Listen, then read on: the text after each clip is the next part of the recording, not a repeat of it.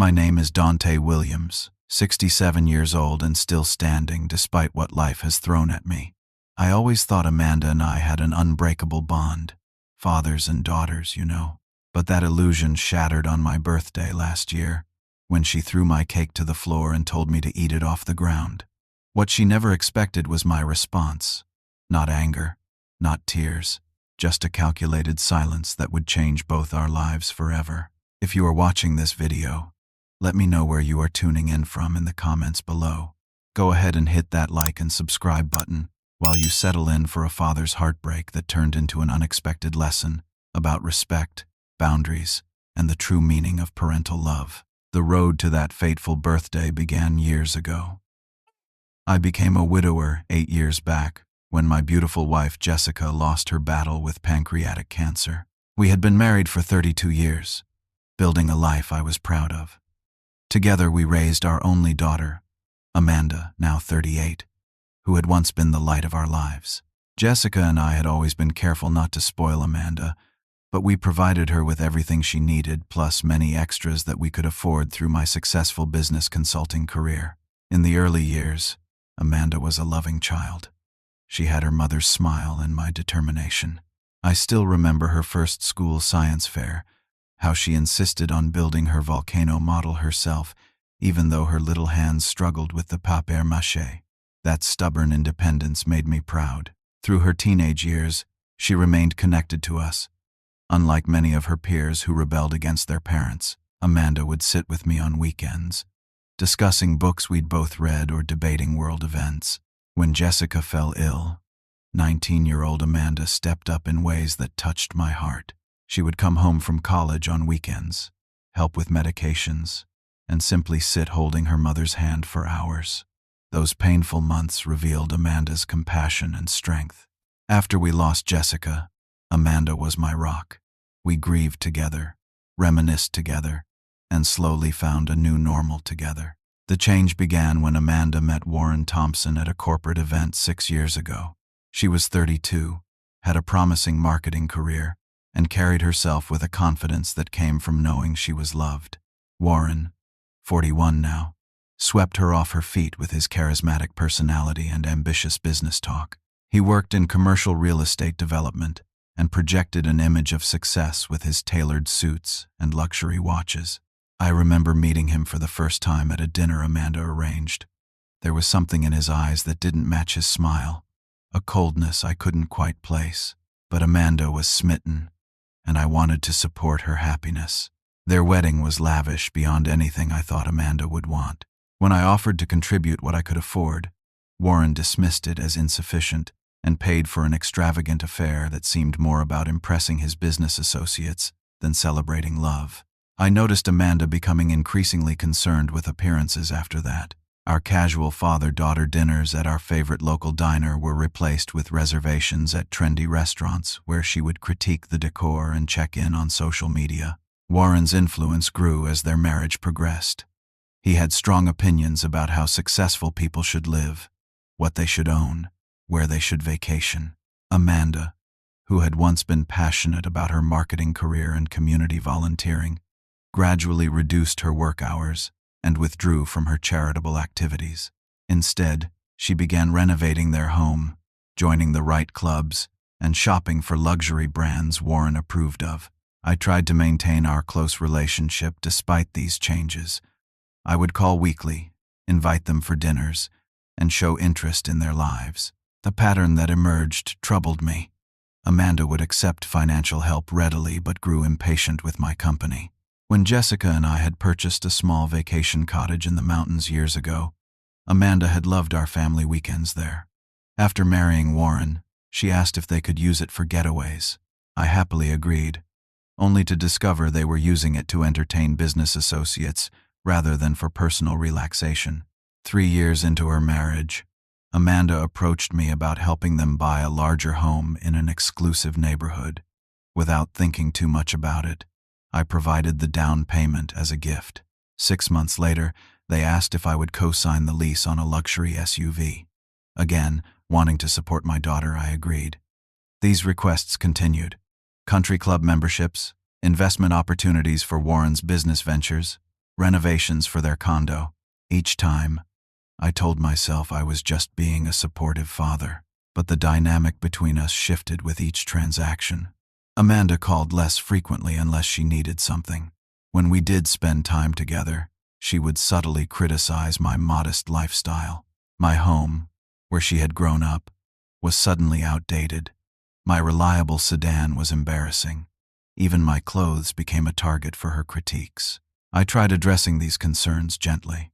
During a lunch about 2 years ago, I mentioned that I missed our deeper conversations and felt our relationship had become transactional. Amanda dismissed my concerns, saying I was being too sensitive and that she was simply busy with her life. She pointed out that Warren had high expectations, and maintaining their lifestyle took effort. When I suggested that perhaps their lifestyle had become excessive, she left the restaurant without finishing her meal. The months leading up to my 67th birthday were particularly strained. Amanda canceled our plans 3 times, always with last-minute excuses about Warren's business needs or social obligations that took priority. When I mentioned my upcoming birthday gathering, she seemed irritated at the obligation but promised to attend. I had hoped my birthday would be an opportunity to reconnect, to break through the walls that had formed between us. I spent days planning a small gathering at my home with a few close friends. I cleaned every corner of the house, prepared Amanda's favorite appetizers from her childhood, and even bought a special bottle of wine I knew Warren would appreciate. Part of me believed that in the warmth of celebration and nostalgia, I might glimpse my daughter again beneath the polished, distant woman she had become. The morning of my birthday dawned bright and clear, almost as if the universe was offering a good omen. I woke early, excited despite my apprehension about Amanda's attendance. The party wasn't scheduled until 4 in the afternoon, but I spent the morning puttering around my house, making sure everything was perfect. I arranged the furniture in the living room to create conversation areas, set up the backyard patio with string lights for when evening came, and prepared a playlist of music that spanned decades, including songs from Amanda's childhood that I thought might spark happy memories. My best friend Thomas arrived an hour early to help with final preparations. Thomas had been part of my life since college and had watched Amanda grow up. He knew the situation with her and Warren but avoided criticizing them directly out of respect for my feelings. "The place looks great, Dante," Thomas said, placing a wrapped gift on the side table. "Jessica would have loved what you've done with the garden this year." His mention of Jessica brought both pain and comfort. In some ways, I was grateful she hadn't lived to see the distance that had grown between Amanda and me. It would have broken her heart even more than it broke mine. By 3:30, most guests had arrived, a gathering of about 15 people who represented the most meaningful connections in my life. My neighbors, Bob and Eleanor, who had brought me meals for weeks after Jessica passed. My former colleagues from the consulting firm who still included me in their monthly lunches. My sister Linda, who had flown in from Arizona specifically for the occasion. Everyone mingled comfortably, sharing stories and laughter that filled my home with the warmth I'd been missing. 4 o'clock came and went with no sign of Amanda and Warren. I tried not to check my phone too obviously as conversation flowed around me. At 4:45, I sent a casual text asking if they were on their way. No response. At 5:30, when we were preparing to serve dinner, they finally arrived. Amanda swept in wearing an outfit that probably cost more than all the furniture in my living room. Warren followed behind her, his attention immediately captured by his phone, thumbs typing rapidly. No gift in either of their hands, not even a card. "Sorry we're late, Dad," Amanda said, air kissing near my cheek to avoid disturbing her makeup. "Warren had an important client call that couldn't wait. You know how it is." I didn't know how it was to prioritize a business call over a family birthday, but I smiled and welcomed them warmly. "I'm just glad you made it. We're about to serve dinner. I made your favorite lasagna recipe." Amanda's expression flickered with something like discomfort. "Oh, we actually ate already. Warren had a reservation at Castellano's. You know how hard those are to get." The sting of realizing they'd chosen to dine at an upscale restaurant rather than eat the meal I had prepared specially was sharp, but I nodded and guided them to the living room to meet the other guests. Most of my friends made efforts to engage them in conversation, But Warren barely looked up from his phone, responding with one-word answers when directly addressed. Amanda seemed restless, checking her watch frequently and maintaining a tight, artificial smile. When Thomas asked about their recent trip to Aspen, a vacation I had partially funded, Warren suddenly became animated, describing the exclusive resort and the business connections he had made there. Amanda chimed in about a celebrity they had spotted at dinner one night.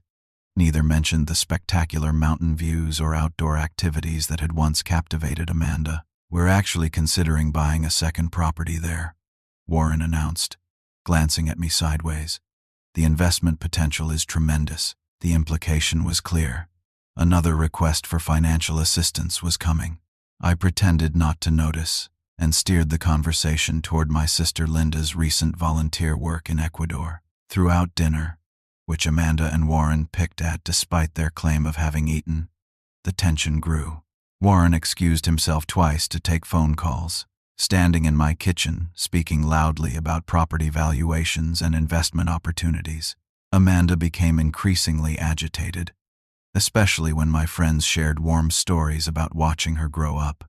"Remember when Amanda organized that neighborhood fundraiser for the animal shelter?" Eleanor reminisced. "She must have been about 12. So passionate about those rescue dogs." Amanda shifted uncomfortably. "That was a long time ago. People change. For the better, I hope," Thomas said quietly, earning a glare from Amanda. As the evening progressed, I tried multiple times to connect with my daughter. I showed her recent photos of my garden restoration project, something she had once been interested in. I mentioned a book by her former favorite author. I even asked about her marketing work, though I knew she had reduced her hours to almost nothing. Each attempt was met with polite but distant responses, as if I were a casual acquaintance rather than her father. Warren, meanwhile, made several comments about my quaint home and simple lifestyle, each observation dripping with condescension barely disguised as compliments. "It must be so relaxing to live without the pressures of maintaining appearances," he said, gesturing vaguely at my comfortable but modest living room furniture. Sometimes Amanda and I discussed downgrading to something more manageable, but our social obligations make that impossible. I noticed Thomas clenching his jaw at these remarks, but I simply nodded and thanked Warren for his perspective. This wasn't the time for confrontation. This was supposed to be a celebration. After dinner, as we cleared plates and prepared for dessert, I overheard Amanda and Warren arguing in hushed tones near the hallway bathroom. "How much longer do we need to stay at this pathetic party?" Warren hissed. "We can leave after the cake," Amanda replied. "It would look bad to go before that." "Look bad to whom? These people? Who cares what they think?" Their voices dropped too low to hear more, but the damage was done. The words echoed in my head as I helped Eleanor bring out coffee cups. My birthday gathering, the people I cared about most in the world, dismissed as pathetic by my son-in-law while my daughter worried only about appearances. Despite the ache in my chest, I maintained my composure as Thomas brought out the birthday cake, a beautiful chocolate creation from my favorite local bakery. As everyone gathered around the dining table, singing "Happy Birthday," I looked at the faces surrounding me. Most reflected genuine affection and celebration. Only Amanda and Warren stood slightly apart, her expression impatient, his bored. As I prepared to blow out the candles, I found myself thinking about getting older, about the ways life changes us all. I thought about Jessica and wished she were beside me. I thought about Amanda as a little girl, her face alight with excitement at birthday celebrations. I closed my eyes, made a simple wish for healing, and blew out all 67 candles in one breath, prompting applause from my friends. The moment should have been joyful. Instead, it became the catalyst for what happened next. "Time for cake," Thomas announced, picking up the cake server with a flourish. The rich chocolate frosting glistened under the dining room lights, the words "Happy Birthday, Dante" written in elegant script across the top. My friends gathered closer, plates ready, the atmosphere warm with anticipation. I noticed Amanda standing slightly apart, checking her watch again. Warren leaned against the wall near the hallway, not even pretending to participate in the moment. "Dad," Amanda said suddenly, her voice cutting through the cheerful murmur of conversation. "Warren and I really need to get going soon. His early meeting tomorrow, you know." I nodded, trying to hide my disappointment. "Of course. Let's have some cake first, and then you can head out." Thomas began slicing the cake, placing the first piece on a small plate and handing it to me. As I reached for it, Amanda stepped forward, her movement abrupt. "This is ridiculous," she said, her voice rising. "We've been trapped here all evening with these people we barely know, pretending to care about your boring life." The room fell silent. Everyone froze, shocked by the sudden outburst. I stood holding my plate, unable to process what was happening. "Amanda," I said softly, "what's wrong? These are our friends and family." "They're your friends, not mine," she snapped. "I have my own life now, one that doesn't revolve around sitting in this outdated house listening to old stories." Warren smirked from his position by the wall, clearly enjoying the spectacle. My sister Linda stepped forward, concern etched on her face. "Amanda, honey, I think you're upset about something else. Let's take a minute to talk." That seemed to enrage Amanda further. "Don't patronize me. I'm not a child. I'm sick of being expected to show up and play the dutiful daughter when Dad is perfectly fine on his own. He just uses these gatherings to make me feel guilty for having my own life." The accusation stung deeply. I had never intended to make Amanda feel obligated or guilty. I simply wanted to maintain our relationship despite the changes in her life. "That's not true," I began, but Amanda wasn't listening. What happened next occurred so quickly that several of my guests later described it differently, but all agreed on the essential facts. Amanda stepped forward, her face twisted with frustration, and deliberately knocked the plate from my hands. The cake slice fell to the floor, a smear of chocolate against the hardwood. Then, in a motion that seemed almost graceful in its calculated cruelty, she grabbed the edge of the cake platter and flipped it over. The cake tumbled through the air and landed with a dull thud on the floor at my feet, frosting splattering across my shoes and the hem of my pants. Candles scattered across the hardwood like fallen soldiers. The collective gasp from my guests seemed to hang in the air as Amanda stood over the destroyed cake, her chest heaving with emotion. "There," she said, her voice eerily calm after the outburst. "Now you don't have to worry about whether we stay for cake or not." Then she uttered the words that would echo in my mind for months to come. "Why don't you just eat it off the ground? That's about what you deserve." The room seemed to tilt around me. I stared at my daughter, searching for some sign of the person I had raised, the child who had once made me handmade birthday cards and hugged me fiercely when I came home from business trips. There was nothing familiar in her cold eyes.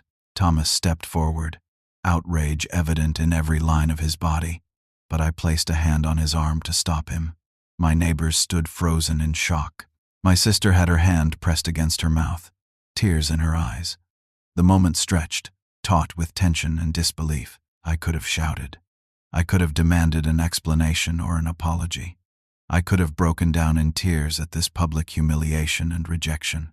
Instead, I felt an odd calm settle over me, a clarity I hadn't experienced in years of enabling Amanda's increasingly entitled behavior.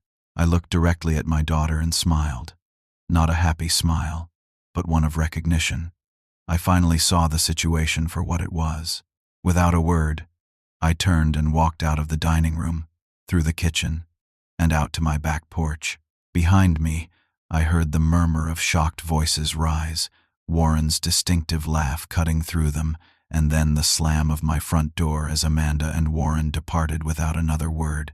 I sat alone on my porch swing for perhaps 10 minutes before Thomas found me there. "Don't," he said gently, sitting beside me.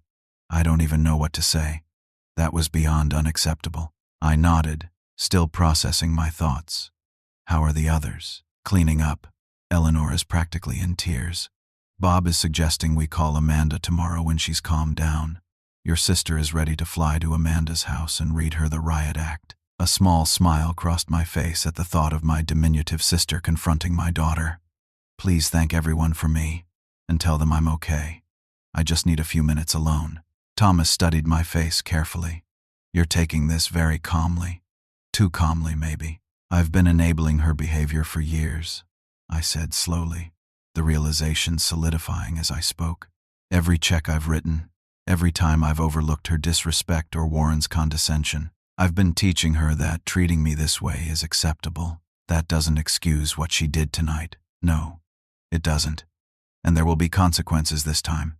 Thomas raised an eyebrow but didn't press for details. He simply squeezed my shoulder and returned to the house to help with the cleanup efforts. My guests departed gradually over the next hour, each expressing concern and support. My sister Linda was the last to leave, after helping restore order to my dining room and making a fresh pot of coffee. "Do you want me to stay tonight?" she asked, worry evident in her eyes. I shook my head. "I appreciate it, but I need some time alone to think. I'll call you tomorrow." After Linda left, I sat at my kitchen table with a cup of cooling coffee, the house achingly quiet after the earlier commotion. The remnants of my birthday had been cleaned away, but the image of the destroyed cake remained vivid in my mind. More painful still was the memory of Amanda's cold expression as she suggested I eat off the floor. I moved to my home office and sat at the desk where I had written checks to support Amanda and Warren's lifestyle for years. The desk where I had calculated how much of my retirement savings I could afford to give them without compromising my own security. The desk where I had drafted gentle emails, attempting to reconnect with my increasingly distant daughter. Looking at the framed photo of Amanda's college graduation on my wall, I made a decision that would alter both our lives. The time for gentle approaches had passed. Sometimes, the only way to teach respect is to demonstrate that disrespect has consequences. For perhaps the first time since Amanda had married Warren, I felt completely certain about what needed to be done. Sitting at my desk that night, memories flooded back of Amanda's childhood. I remembered teaching her to ride a bike, her small hands gripping the handlebars as I ran alongside, gradually letting go as she found her balance.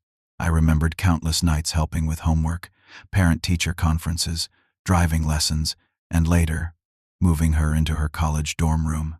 Jessica and I had raised her to be independent, compassionate, and respectful, always leading by example and explaining why values mattered rather than simply imposing rules. Somewhere along the way, after Jessica died and Warren entered the picture, those lessons had unraveled. But the greater failure was mine. In my grief and loneliness, in my desire to remain important in Amanda's life, I had enabled her worst instincts. I had become an ATM rather than a father. I had substituted financial support for the harder work of maintaining boundaries and expectations. The cake incident wasn't an isolated event, but the culmination of years of entitlement I had helped create. The realization was painful but clarifying. True love sometimes requires difficult choices, and I knew what I needed to do. I opened my file cabinet and pulled out a folder labeled Amanda Financial. Inside was a detailed record of every financial support I had provided: the down payment for their condo, the monthly subsidies for their luxury car leases, the country club membership, credit card payments, vacation property access, and more. Looking at the total amount over the past 6 years made me wince, not because I regretted supporting my daughter, but because that support had contributed to the person she had become. With methodical precision, I began making calls and sending emails, starting with my lawyer. Despite the late hour, Lawrence answered, having been my friend as well as my attorney for decades. "Dante, what's got you calling at this hour? Everything okay?" I explained the situation briefly. "I need to legally protect myself while withdrawing financial support. Can you walk me through the process?" Lawrence's concern was evident. "This is a big step, Dante. Are you sure you don't want to sleep on it?" "I've been sleeping on it for years," I replied. "It's time to wake up."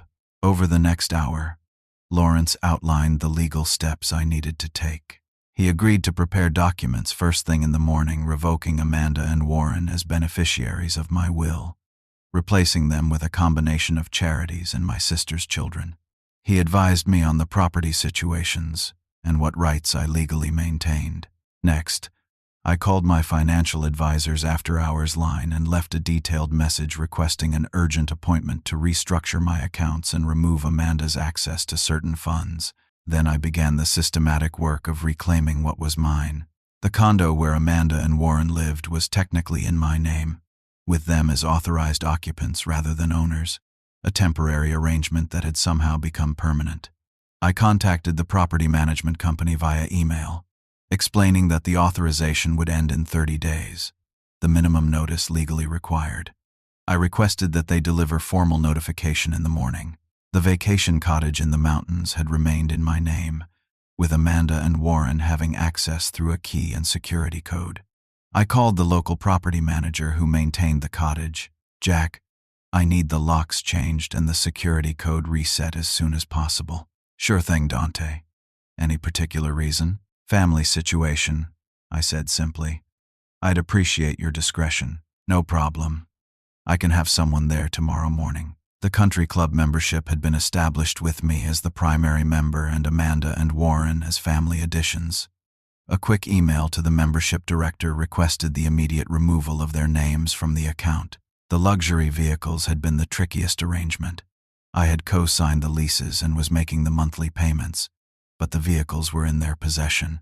I contacted the leasing company to inform them I would not be making further payments, and to note that the responsibility fell solely to the other signatories as of that date. The credit cards were simplest of all. As the primary account holder who paid the bills, I had the authority to cancel them immediately. 4 phone calls later, their supplementary cards linked to my accounts were deactivated. Each call, each email, felt like both a severing and a liberation. I was cutting financial ties that had bound us in an unhealthy dynamic for too long. The process was painful but necessary, like removing a deeply embedded splinter. By 1 in the morning, I had completed most of the immediate actions.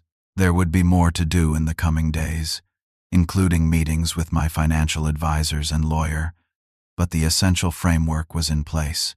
I knew the notifications would begin reaching Amanda and Warren by morning, creating a cascade of financial revelations that would undoubtedly prompt a strong reaction. As I prepared for bed, physically and emotionally exhausted, I realized I felt no vindictive pleasure in these actions. This wasn't about revenge for the cake incident, though that had been the catalyst. This was about finally establishing the boundaries that should have existed all along. This was about refusing to remain complicit in my daughter's moral decline. I hoped, perhaps naively, that removing the financial safety net might help Amanda rediscover the values and strength of character she once possessed.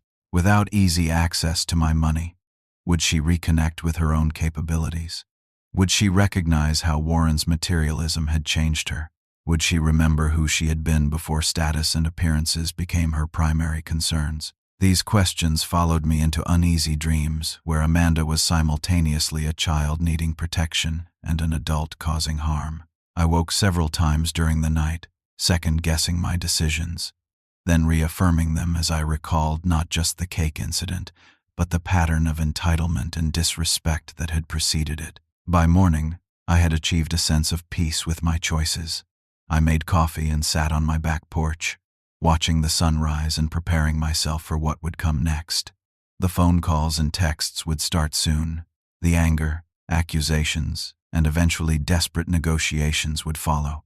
I needed to be resolute, while still leaving room for genuine reconciliation if Amanda was willing to rebuild our relationship on healthier terms.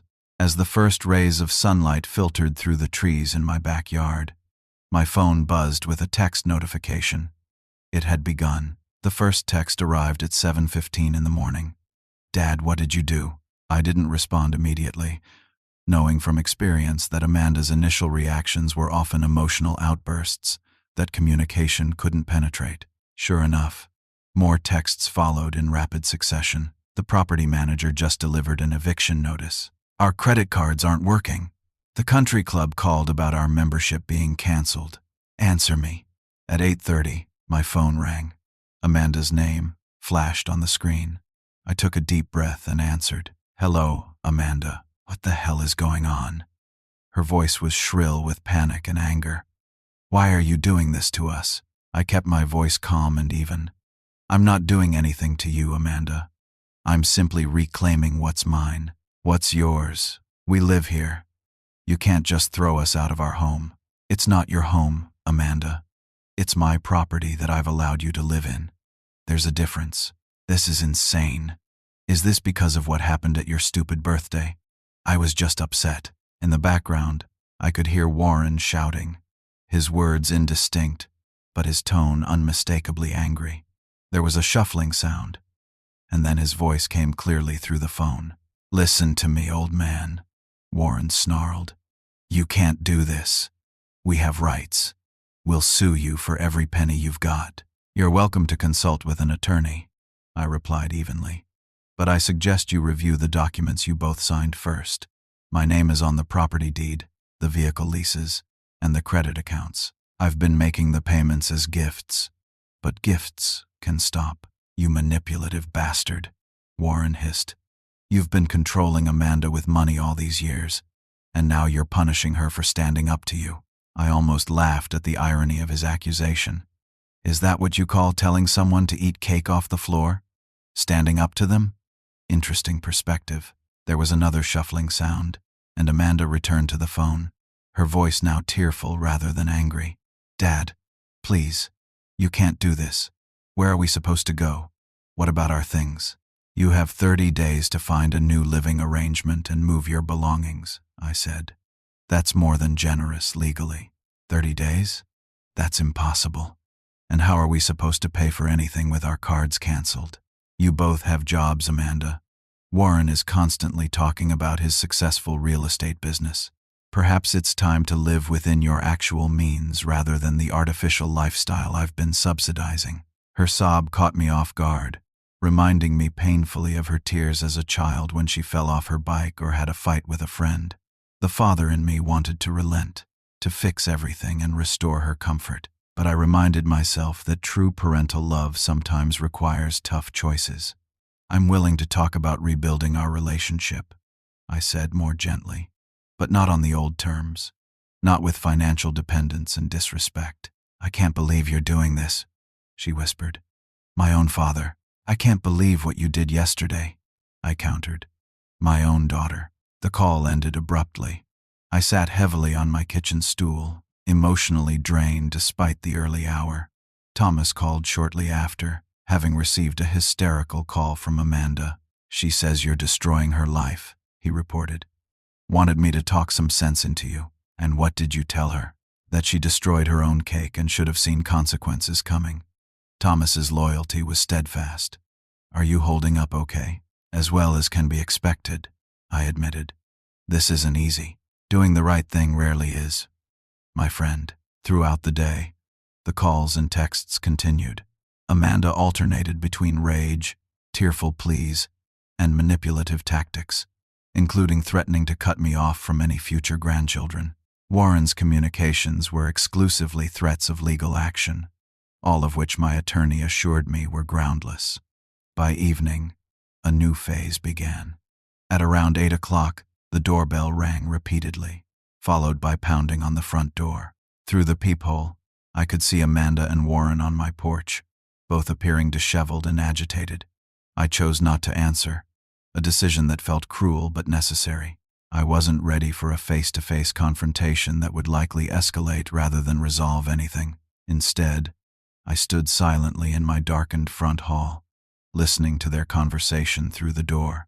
"He's probably not home," Warren said, his voice slurred slightly, suggesting he'd been drinking. "His car is in the driveway, and the kitchen light is on," Amanda countered. "He's ignoring us." "This is all your fault," Warren snapped suddenly. "If you hadn't pulled that stupid stunt with the cake, we wouldn't be in this mess." "My fault? You're the one who kept pushing me to ask him for more money. You're the one who insisted we needed the bigger condo, the better cars, the club membership." Their argument escalated, revealing truths I had suspected but never heard confirmed.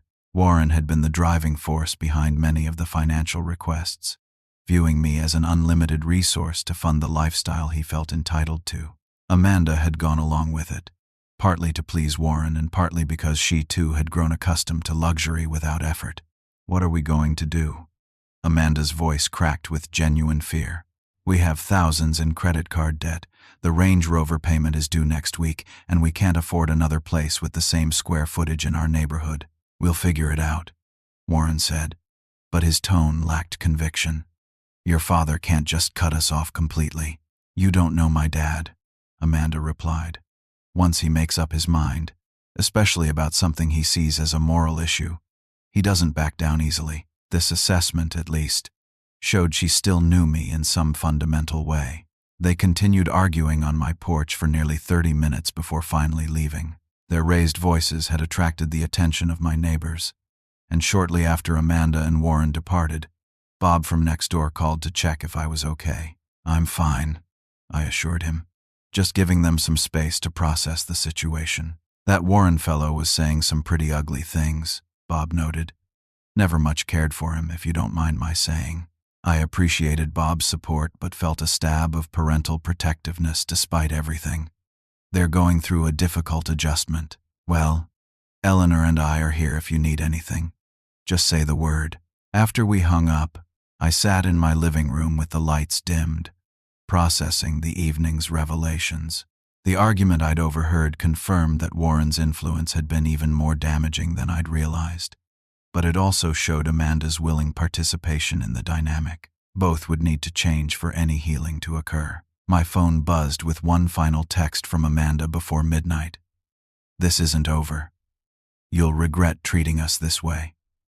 The threat saddened rather than angered me. It showed how far we still had to go before understanding could be reached. I didn't respond, knowing that distance and time were necessary now. The first difficult steps had been taken. What happened next would depend on choices Amanda and Warren would make in the coming days. All I could do was maintain my resolve and hope that eventually, this painful episode might lead to growth. The next morning brought no relief from the emotional storm. My phone displayed 17 missed calls and 29 text messages, a mixture of continued demands from Amanda, legal threats from Warren, and concerned check-ins from friends who had witnessed the birthday disaster. I scanned through them briefly before setting the phone aside to enjoy my morning coffee in relative peace. Just after 9, my doorbell rang. Through the window, I saw my neighbor Eleanor standing on the porch with a foil-covered plate. Unlike the night before, I opened the door readily. "Thought you might enjoy some cinnamon rolls," she said with a gentle smile.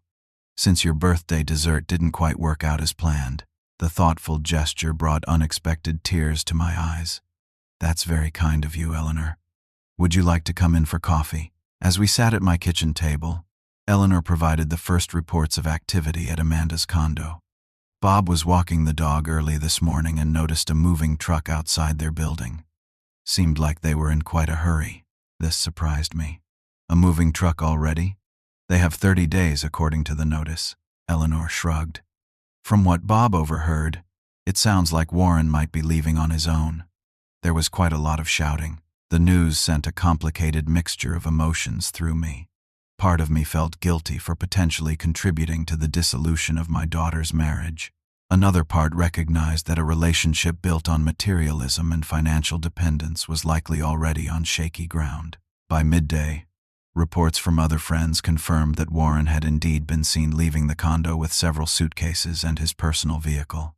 My phone showed more missed calls from Amanda, but no messages from Warren, suggesting they were now operating separately. At 2 o'clock, I answered a call from my sister Linda. "Amanda called me," she said without preamble. "She's trying to rally the family against you, claiming you've had some kind of breakdown and are destroying her life out of spite." "And what did you tell her?"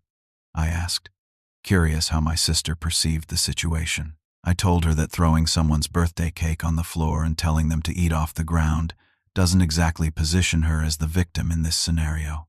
Linda's directness had always been refreshing. She didn't appreciate that perspective. "I'm not trying to punish her, Linda. I'm trying to break a destructive cycle. I know that. And deep down, she probably does too. But right now, she's panicking." Warren's apparently taken their joint savings and moved to a hotel, claiming he needs space to reevaluate the marriage now that the financial situation has changed. The news confirmed my suspicions about Warren's priorities. "How is Amanda handling that?" "Not well," Linda admitted. "She's suddenly facing multiple losses at once. Her lifestyle, possibly her marriage, and what she perceived as her safety net, all disappearing simultaneously." I'm not excusing her behavior, Dante, but she's in a genuine crisis right now. I sighed heavily. I understand that, but continuing to enable her wouldn't help either of us in the long run. Agreed. Just be prepared that this might get worse before it gets better. Linda's warning proved accurate. By late afternoon, my lawyer called to report that Warren had indeed consulted with an attorney, but had been advised he had no legal grounds to contest my actions. All agreements and property arrangements were legally sound, with my name on the relevant documents and clear terms that had now been properly enforced.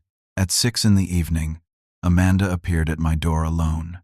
Through the peephole, I could see her transformation from the polished, affluent woman of my birthday party to someone in visible distress. Her hair was pulled back carelessly, her face devoid of makeup and marked by tears, her clothing simple jeans and a sweatshirt rather than designer labels. This time, I opened the door. "May I come in?" she asked, her voice small and uncertain. I nodded and stepped aside. Amanda entered hesitantly, as if suddenly unsure of her welcome in the home where she had grown up. We moved to the living room and sat across from each other, an uncomfortable silence stretching between us. "Warren left," she finally said, staring at the floor. "He took most of our liquid assets and said he needs to reassess the relationship now that there are changed financial circumstances." I said nothing, allowing her to continue. "He said he married me, believing I had financial security and family resources that would contribute to our lifestyle. Called it a material change in circumstances." Her laugh was bitter and tinged with dawning realization. 6 years of marriage, and he's gone the moment the money is threatened. "I'm sorry you're hurting," I said truthfully. "That's never what I wanted." Her eyes flashed with a mixture of anger and pain. "Then why did you do this? Why now? All at once, without warning?" "Without warning?" I repeated incredulously. "Amanda, I've been trying to talk to you about our relationship for years. Every attempt was dismissed. Every concern was ignored. What happened at my birthday was simply the final demonstration that things couldn't continue as they were. So this is punishment." "No, it's consequences. There's a difference." I leaned forward, trying to bridge the gulf between us. "I've spent years enabling a lifestyle and attitude that ultimately hurt both of us. That's on me, and I'm correcting my mistake. By making me homeless? By destroying my marriage? If your marriage couldn't survive without my financial support, what does that tell you about its foundation?" I asked gently. The question seemed to strike her deeply. She was silent for several long moments, tears sliding down her cheeks. "I don't know who I am anymore," she whispered finally. "I look in the mirror, and I don't recognize the person I've become. When did I start caring so much about status and appearances? When did I become someone who would hurt my own father for not fitting into the image I wanted to project?" This glimpse of self-awareness gave me the first real hope since the whole ordeal began. "People lose their way sometimes," I said. "The important thing is recognizing when it's happened and finding your path back." "I don't even know where to start," she admitted. "Warren's threatening divorce unless I can restore the financial situation. The property manager says we have to be out in 30 days. My credit cards are maxed out, and Warren took most of our accessible cash. I have a job, but I've been working reduced hours, and it doesn't pay enough for even a basic apartment in a safe area." "What are you asking of me, Amanda?" She looked up, her expression vulnerable and uncertain. "I don't know. Part of me wants to beg you to fix everything, to go back to how things were." She paused, seeming to consider her words carefully. "But another part knows that wouldn't solve anything, would it?" "No," I agreed softly. "It wouldn't." Our conversation continued for nearly 2 hours, moving from recriminations to more honest exchange than we'd had in years. Amanda revealed the extent of Warren's materialistic influence but took responsibility for her own choices. I acknowledged my role in enabling their lifestyle rather than addressing the problematic behavior earlier. There were tears, difficult silences, and moments of connection that felt both fragile and significant. We didn't resolve everything that evening, nor did I rescind any of the financial changes I had implemented. When Amanda finally left, our relationship remained uncertain and fragile, but a path toward possible reconciliation had at least become visible. if not yet walkable. The following weeks brought continued challenges. Warren filed for divorce, citing irreconcilable differences but transparently motivated by the changed financial circumstances. Amanda moved into a modest studio apartment that her salary could support, experiencing for perhaps the first time true financial independence. Our communication remained sporadic and sometimes difficult, but increasingly honest. The material trappings of Amanda's former life disappeared one by one. The designer clothes were sold to cover immediate expenses. The luxury vehicles were returned to the leasing company. The country club membership lapsed. With each loss came pain, but also a kind of liberation, as Amanda later described it, from maintaining appearances that had become a burden rather than a pleasure. 3 months after the birthday incident, Amanda called me with news that she had found a better paying position with her company, one that would allow her to move to a slightly larger apartment. The pride in her voice when describing this achievement earned through her own efforts was noticeably different from the hollow boasts about acquisitions that had characterized our conversations in recent years. "I'm happy for you," I told her sincerely. "That's wonderful news. I wanted you to know," she said hesitantly, "that I'm starting to understand what you did and why. I'm not saying it didn't hurt, because it did, but I'm also not sure I would have found my way back to myself without that wake-up call. It wasn't full reconciliation, but it was a beginning, a foundation upon which we might, with time and effort, rebuild something healthier than what had been lost." 6 months passed before Amanda and I established a regular pattern of communication again. We began with occasional phone calls, progressed to meeting for coffee every few weeks, and gradually rebuilt a relationship that, while different from before, contained elements of the connection we had once shared. The Amanda who emerged from the crucible of that difficult period was neither the entitled woman who had thrown my cake to the floor, nor the adoring daughter of earlier years.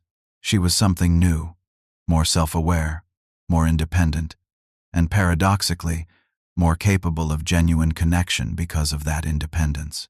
Her divorce from Warren was finalized 4 months after he left. The proceedings revealed the extent of his financial motivations in the marriage, as he fought aggressively for assets that had largely been funded by my contributions. In the end, the settlement was modest on both sides, reflecting their actual means rather than the artificial affluence they had maintained. Amanda moved into a small but pleasant one-bedroom apartment in a different neighborhood, one she could afford on her marketing salary. She had returned to full-time work and even taken on some freelance projects, rediscovering her professional capabilities that had been neglected during her marriage. "It's strange," she reflected during one of our coffee meetings. "I was so worried about losing status and appearances, but now that they're gone, I feel lighter somehow. When I come home to my small apartment that I pay for myself, there's a satisfaction I never felt in that fancy condo. Self-reliance provides a different kind of security," I observed, "one that can't be taken away as easily." "I wish Mom could see me now," Amanda said softly. "I think she'd be prouder of me in this little place I earned than in that showcase I just occupied." "She would," I agreed, throat tightening with emotion. Jessica always valued substance over appearance. Our healing process wasn't linear or simple. There were setbacks, difficult conversations, and moments when old patterns threatened to re-emerge. During one particularly challenging discussion, Amanda admitted the depth of resentment she had developed toward me after her mother's death. "Part of me blamed you for not saving her somehow," she confessed. "It was irrational, but grief isn't rational, and Warren capitalized on that distance between us. He would subtly encourage my negative feelings, positioning himself as the provider of the security and validation I was seeking. I sensed something was wrong but couldn't identify it," I admitted. "After your mother died, I was so afraid of losing you too that I became willing to accept almost any terms to keep you in my life, including financial dependence that ultimately hurt us both." These honest exchanges, painful as they were, formed the foundation of our new relationship. We were learning to see each other as complex, flawed humans rather than through the distorted lenses of idealization or resentment. As Thanksgiving approached, Amanda suggested tentatively that we might spend the holiday together. Nothing elaborate, she hastened to add. Just dinner at my place.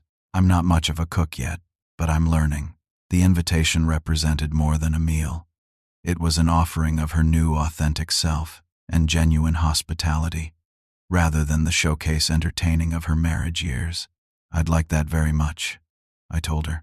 The Thanksgiving dinner in Amanda's modest apartment became a milestone in our reconciliation. She had prepared a simple but thoughtful meal, decorated her small dining table with fall leaves gathered from a nearby park, and even attempted her first homemade pumpkin pie, with results that were more enthusiastic than expert, but all the more meaningful for the effort they represented. As we sat across from each other, I reflected on the journey that had brought us to this moment. The pain and upheaval of the previous months had been necessary, a difficult passage to a healthier shore. My decision to withdraw financial support had been an act of tough love rather than punishment, though Amanda had needed time to recognize that distinction. I've been thinking a lot about boundaries lately, Amanda said, as if reading my thoughts. How they're actually expressions of respect when they're healthy. By removing the boundaries between us, by making our relationship transactional, we lost something essential. That's insightful, I said, impressed by her reflection. Boundaries define where one person ends and another begins. Without them, true connection becomes impossible because you can't genuinely connect with someone you can't distinguish from yourself. She nodded thoughtfully. I think that's why, even with all the money and things Warren and I accumulated, I felt increasingly empty. There was no real me left to experience any of it. I had become a collection of appearances and expectations. After dinner, as we sat with coffee, Amanda disappeared briefly into her kitchen and returned with a small, slightly lopsided chocolate cake with a single candle. It's a few months late, she said with a self-conscious smile, but I wanted to make you a birthday cake, one that stays firmly on the table this time. The gesture brought tears to my eyes. Not because it erased what had happened or magically restored our relationship to some idealized past state, but because it acknowledged our history while offering a new beginning. Thank you, I said simply, too moved for elaborate response. As the holiday season progressed, our healing continued. We established new traditions that reflected our changed circumstances and relationship. Rather than exchanging expensive gifts, we shared experiences, books, and conversations. The material simplicity allowed space for genuine connection to grow. Amanda began attending a support group for divorced women, finding community and perspective that helped her process the end of her marriage. What's interesting, she told me, is how many of the women there describe relationships built on appearances and financial dependencies, rather than authentic connection. I'm not unique in having fallen into that pattern. I, too, found support through a group for parents navigating complicated relationships with adult children. The shared stories helped me recognize the universal nature of our struggles and provided wisdom from others who had walked similar paths. By spring, nearly a year after the birthday incident, Amanda had received a significant promotion at work, recognition of her renewed commitment to her career. She called me immediately with the news.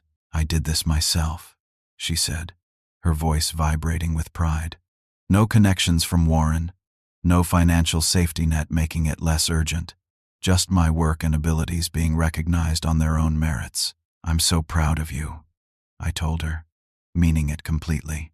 The following weekend, Amanda invited me to dinner at her apartment to celebrate her promotion. When I arrived, I found she had prepared her mother's lasagna recipe, the same one I had made for my ill-fated birthday gathering. I called Aunt Linda for the recipe, she explained. It took 3 attempts to get it right. I have a new appreciation for your cooking skills. As we shared the meal, Amanda brought up a subject we had largely avoided in our recent interactions. I've been meaning to ask, she said hesitantly, if you might be willing to give me some financial advice. Not support, she added quickly, just guidance. I'm trying to create a budget and savings plan now that I have this promotion, and you've always been good with financial planning. The request represented a new phase in our relationship, Amanda seeking knowledge rather than resources, valuing my wisdom rather than my wallet. It felt like the completion of a circle, returning to the father-daughter relationship we had once had, but with the added dimensions of hard-won maturity on both sides. "I'd be happy to help," I said. "That's something I can give freely and joyfully." As I prepared to leave that evening, Amanda handed me a small wrapped package. "An early birthday present," she explained, "so we can make new associations with the day." Inside was a framed photograph of Amanda and me from her childhood, both of us laughing as we flew a kite at the beach. The simple silver frame held no inscription or elaborate decoration, just the captured moment of genuine joy between father and daughter. "I found it when I was sorting through my things during the move," she said. "It reminded me of who we really are to each other, beneath all the complications." I embraced her, this adult daughter who had traveled through darkness to find her way back to herself and, in doing so, back to me as well. The journey of the past year had taught me that sometimes love requires letting go, that enabling is not the same as supporting, and that true connection can only exist between individuals secure in their own boundaries and identities. The hardest act of parenting I had ever undertaken had ultimately been the most necessary one, though the path had been painful for us both. As I drive home that evening, I reflected on how our story might resonate with others facing similar challenges.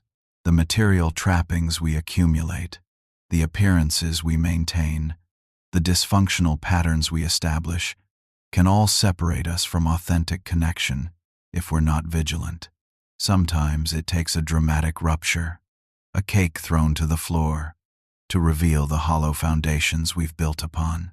If you've ever struggled with setting boundaries with loved ones or found yourself enabling behavior that ultimately hurts both of you, know that change is possible, though rarely easy.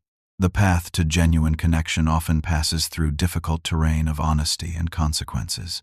What are your experiences with setting boundaries in relationships? Have you ever had to make a difficult choice that caused short-term pain but led to long-term healing? Share your thoughts in the comments below.